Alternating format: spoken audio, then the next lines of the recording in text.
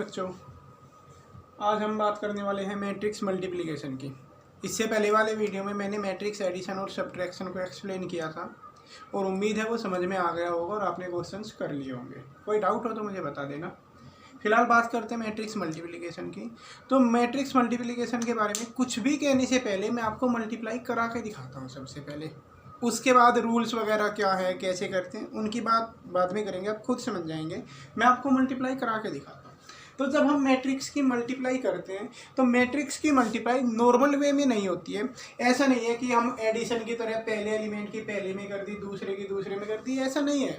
Matrix की तरह नहीं है, सॉरी, जो एडिशन वगैरह है उसकी तरह नहीं है। मल्टीप्लाई क्या होती है, आप सेंटेंस ध्यान से सुनना। मल्टीप्लाई में पहला जो मैट्रिक्स होगा, पहले मैट्रिक्स की रो की मल्टीप्लाई दूसरे मैट्रिक्स के कॉलम के साथ होगी। यानी इस मैट्रिक्स की रो उठाएंगे, दूसरे मैट्रिक्स का कॉलम। पहली बात तो ये हो गई। मल्टीप्लाई होगी कैसे कि रो का पहला एलिमेंट लेंगे, सॉरी मतलब पहली रो लेंगे और पहला कॉलम लेंगे। इस तरीके से होगी कि जैसे रो है, रो की कॉलम के साथ होगी। ओके, अब रो के अंदर जितने एलिमेंट हैं कॉलम के अंदर भी उतने ही एलिमेंट होने चाहिए, ये पहली कंडीशन है। यहाँ इस रो में 3 एलिमेंट हैं तो इसके कॉलम में भी 3 ही एलिमेंट हैं, तभी मैट्रिक्स की मल्टीप्लिकेशन पॉसिबल है। अब हमने देखा यहाँ पर 3 एलिमेंट हैं, यहाँ पर भी 3 एलिमेंट हैं, तो अब आप मल्टीप्लाई कराओगे। मल्टीप्लाई का तरीका क्या होगा कि जो कोरस्पॉन्डिंग एलिमेंट है, जैसे रो का पहला है तो उसकी कॉलम के पहले के साथ होगी, रो के दूसरे की कॉलम के दूसरे के साथ होगी, रो के तीसरे एलिमेंट की कॉलम के तीसरे एलिमेंट के साथ होगी। यानी 2 की मल्टीप्लाई आप 1 में कराएंगे, 2 मिल जाएगा। फिर प्लस करोगे इस सबको, 3 की मल्टीप्लाई 5 में कराओगे, 3 5 जा 15 मिल जाएगा। फिर प्लस 1 की मल्टीप्लाई 3 में कराओगे, 1 3 जा 3 मिल जाएगा।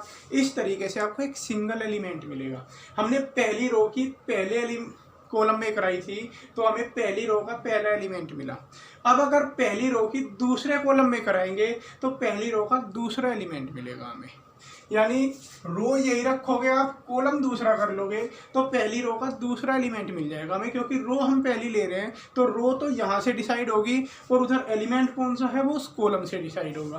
पहली रो पहला कॉलम लिया तो पहली रो का पहला एलिमेंट मिला, पहली रो दूसरा कॉलम लोगे तो पहली रो का दूसरा एलिमेंट मिल जाएगा। तो रो के अंदर 3 एलिमेंट, कॉलम के अंदर भी 3 एलिमेंट। पहले एलिमेंट की पहले में कराएंगे 2 2 जा 4 होगा, प्लस दूसरे एलिमेंट की दूसरे में कराएंगे 3 रहेगा, प्लस तीसरे एलिमेंट की तीसरे में कराएंगे 4 हो जाएगा, 1 की 4 में कराएंगे 4। ये क्लियर है। अब यहाँ पर क्योंकि कॉलम खत्म हो गए तो यहाँ आगे और एलिमेंट नहीं मिलेंगे, तो फिर यहाँ नेक्स्ट रो पर आ जाते हैं। ये सेकंड रो है तो यहाँ भी सेकंड रो स्टार्ट हो जाएगी। अब सेकंड रो के अंदर 3 एलिमेंट हैं तो यहाँ कॉलम में भी 3 होने चाहिए तो कॉलम में भी 3 है। अब सेकंड रो का फर्स्ट लिखना तो सेकंड रो और पहला कॉलम लेंगे हम। फंडा वही है, रो के अंदर 3 है, कॉलम के अंदर भी 3 है। रो का पहला तो कॉलम का भी पहला, रो का दूसरा कॉलम का भी दूसरा। इसी तरीके से करेंगे। 4 की मल्टीप्लाई 1 में कराएंगे, 4 मिलेगा। फिर 1 की मल्टीप्लाई 5 में करोगे, प्लस 5 और प्लस करके 5 की 3 में करोगे 15। इस तरीके से अब आपको सेकंड रो का दूसरा एलिमेंट चाहिए तो सेकंड रो और यहाँ से दूसरा कॉलम आप सेलेक्ट करोगे तो 4 की 2 में कराएंगे, 4 2 जा 8, प्लस 1 की 1 में कराएंगे 1, प्लस 5 की 4 में कराएंगे 20। इस तरीके से एक मैट्रिक्स तैयार हो जाती है। इनकी कैलकुलेशन करके आप लिख दोगे, ये 20 हो जाएगा, ये 11 होगा, ये आपका 24 और ये वाला हो जाएगा आपका 29। तो इन दोनों मैट्रिक्स की मल्टीप्लाई करने से हमें ये मिली। अब इसमें कुछ चीज़ें हम नोटिस करेंगे। मैंने कहा था पहले मैं आपको मल्टीप्लाई करनी सिखाऊंगा, तो अब आप वीडियो को एक बार रोकिए, वापस जाइए स्टार्टिंग से, एक बार फिर देखिए ये मल्टीप्लाई मैंने कैसे कराई, तो आपको मल्टीप्लाई करानी समझ में आ जाएगी। हर एक वीडियो को आप 2 2 3 3 बार देखा करो, क्योंकि एक बार देखने से वीडियो ज़्यादा क्लियर नहीं होता है। एक बार आप देखोगे आपको उसके टॉपिक पता चलेंगे, हाँ इसमें किस किस टाइप की बातें की गई हैं, क्या बताने की कोशिश कर रहे हैं टीचर। उसके बाद आप उसे रोको, वापस देखो उसी वीडियो को, तो बिल्कुल क्लियर हो जाएगा वो। 2 बार में ना हो आप 3 बार देखो तो क्लियर होगा, ठीक है। खैर फिलहाल इसे रोक के आप वापस देखोगे ये प्रोसीजर ये कैसे आया। ओके, अब इसमें कुछ चीज़ें हम नोटिस करते हैं। सबसे पहले तो इनका मैं ऑर्डर लिख लेता हूँ। सपोज मैं मानता हूँ कि ये मैट्रिक्स ए थी, ये बी थी और जो आया वो सी, यानी ए और बी की मल्टीप्लाई कराने से मुझे सी मैट्रिक्स मिली। ओके, ए का ऑर्डर कितना था? इस ए का ऑर्डर था जी आपका 2 रो है, इसमें 3 कॉलम है, तो ऑर्डर 2 × 3 था। बी के ऑर्डर की अगर बात करें, बी में 3 रो हैं और 2 कॉलम, तो ऑर्डर 3 × 2 था। और सी की बात करें, ये जो मल्टीप्लाई होने के बाद आया उसका ऑर्डर 2 × 2 है। ये मैंने सबके ऑर्डर लिख दिए। अब आपको मैंने ये कहा था कि मैट्रिक्स की मल्टीप्लाई के लिए ये कंडीशन है कि जितने एलिमेंट रो में होंगे उतने ही एलिमेंट दूसरे के कॉलम में होने चाहिए। पहली मैट्रिक्स के रो के अंदर जितने एलिमेंट होंगे दूसरी मैट्रिक्स के कॉलम में उतने ही होने चाहिए। ओके, सेंटेंस क्लियर है ना? पहली मैट्रिक्स के रो के अंदर जितने एलिमेंट होंगे दूसरी मैट्रिक्स के कॉलम के अंदर उतने ही एलिमेंट होने चाहिए। अब पहली मैट्रिक्स के रो में जितने एलिमेंट होंगे वो नंबर ऑफ कॉलम के बराबर होता है, यानी पहले वाली के नंबर ऑफ कॉलम और दूसरी के कॉलम में जितने एलिमेंट होंगे वो उसके नंबर ऑफ रो के बराबर होंगे। यानी कंडीशन क्या आई कि पहले वाली के नंबर ऑफ कॉलम और दूसरी वाली के नंबर ऑफ रो बराबर होने चाहिए, तभी मैट्रिक्स मल्टीप्लाई पॉसिबल होती है। तो मैं इस बात को एक बार लिख दूँ, तो लिखा हुआ बोर्ड पर कि ए और बी सिर्फ तभी पॉसिबल है, ए और बी की मल्टीप्लाई सिर्फ तभी पॉसिबल है if number of column in A is equal to number of row in B. तो आप ऑर्डर से भी देख सकते हो, ऑर्डर में बाद में कॉलम लिखे जाते हैं, पहले रो लिखे जाती है। तो number of column in A कितने थे? 3। Number of row in B कितनी थी? 3। दोनों सेम थे, इसका मतलब मैट्रिक्स मल्टीप्लाई पॉसिबल है। तो यहाँ से हम देख सकते हैं कि ये जो अंदर वाले जो आए ये दोनों अगर मैचिंग होंगे, दोनों सेम होंगे तो मल्टीप्लाई होगी, अगर सेम नहीं है तो मल्टीप्लाई पॉसिबल नहीं होती है। ओके, अब इस सी के बारे में बात करते हैं। सी का ऑर्डर क्या आया? सी का ऑर्डर एक्चुअल में इनसे डिसाइड होता है जो बाहर वाले हैं।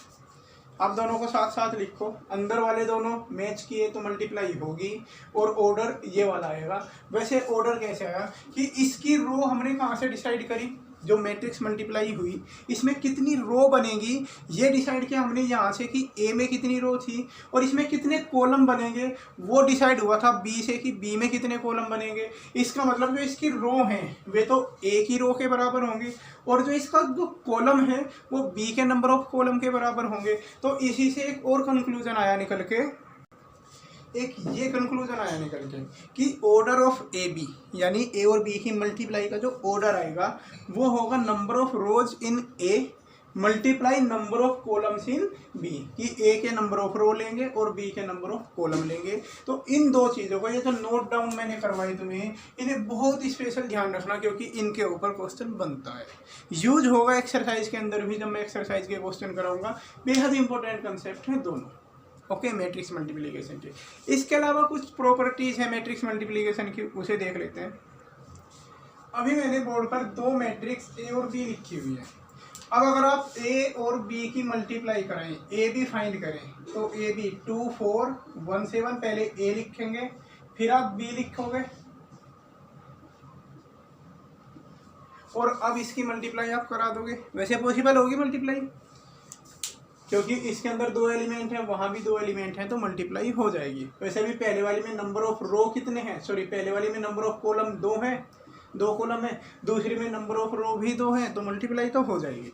मल्टीप्लाई आप करा के देखेंगे। मैं कुछ कंक्लूजन आपको लेके दिखाना चाह रहा हूँ। यहाँ पर आप अगर ऑर्डर चेंज कर दें, ए बी पहले में मैंने कहा ए बी फाइंड करो, अगर ए बी की जगह बी ए करें, यानी पहले बी लिखें, पहले बी लिखते हैं और बाद में हम ए लिखते हैं, तो आपको कुछ खास चीज देखने को मिलेगी कि अगर हमने पहले बी और बाद में ए किया तो बी के अंदर 3 एलिमेंट हैं पहली रो में, यहाँ पर सिर्फ 2 रह गए। मतलब इस पहले मैट्रिक्स के नंबर ऑफ कॉलम और दूसरी मैट्रिक्स के नंबर ऑफ रो सेम नहीं है, इसलिए ये एग्जिस्ट नहीं करती, डज नॉट एग्जिस्ट, मतलब पॉसिबल नहीं है।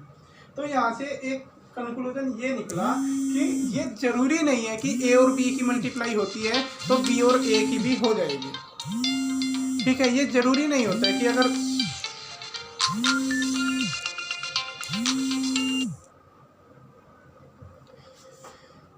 ये जरूरी नहीं होता कि अगर ए और बी की हो जाए तो बी और ए की भी हो जाएगी। यानी बिल्कुल मोटे से तौर पर हम ये कह सकते हैं कि A B does not equal to B A B और बी ए दोनों इक्वल नहीं होते हैं।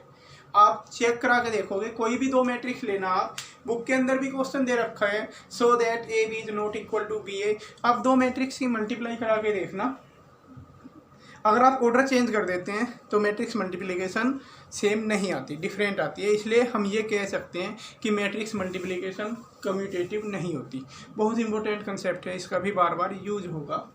तो इस वीडियो में मुझे खाली मैट्रिक्स मल्टीप्लिकेशन सिखानी थी, उसके लिए मैंने आपको ये क्वेश्चन करके दिखाया। एक बार आप प्रैक्टिस करोगे और 4-6 क्वेश्चन करके देखोगे, नहीं समझ में आया तो मुझे बता देना, कमेंट बॉक्स में लिख देना, मैं और मैट्रिक्स की मल्टीप्लाई करा के दिखा दूंगा आपको। ओके, फिलहाल सिर्फ इस कंसेप्ट को याद रखो, ये याद रखो, ये याद रखो और मल्टीप्लाई कैसे करते हैं इतना कर लो। ओके।